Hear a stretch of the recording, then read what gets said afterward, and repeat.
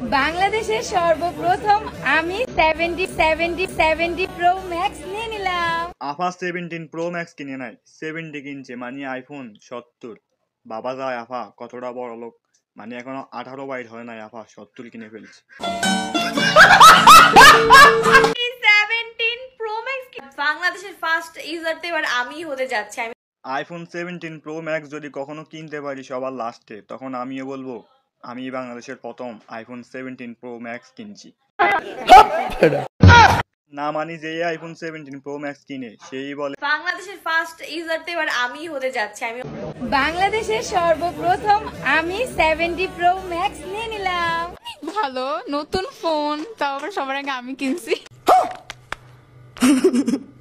Hi everyone, this is Shanti Rahman, and as you guys know, iPhone 17 এর লঞ্চের উপলক্ষে I went to Cox's Bazar for a tour. समझ रहे हो? Ceiling fan দেখতে দেখতে আইফোনের টাকা ম্যানেজ করে ফেললো শান্তি রহমান, নিউজ করলো আনোয়ার টিভি। আমি ভাবতাছি 1 থেকে 1.5 লাখ টাকার ভিতরে একটা ভালো মোবাইল কিনবো। এখন আপনারা সবাই মিলে সাজেস্ট করেন তো যে এত টাকা আমি কই পামু। আরে ওমর ভাই, আপনি আইফোন কিনবেন, আপনার কাছে টাকা নাই তো কোনো সমস্যা নাই, আপনি চলে যান কক্সবাজার।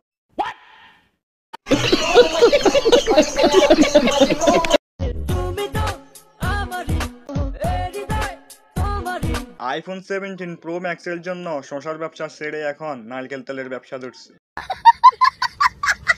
কিরে ভাই, আসলে কি কক্সবাজার গেলে আইফোন পাওয়া যায়? মানে যেদিন গেল এর পরের দিনই দেখি আইফোন হাতে ভিডিও, এক রাইতেই কেমনি কি? হ্যাঁ, এটা তো পুরানো হয়ে গেছে, তাই তাদের একদিন লাগছে।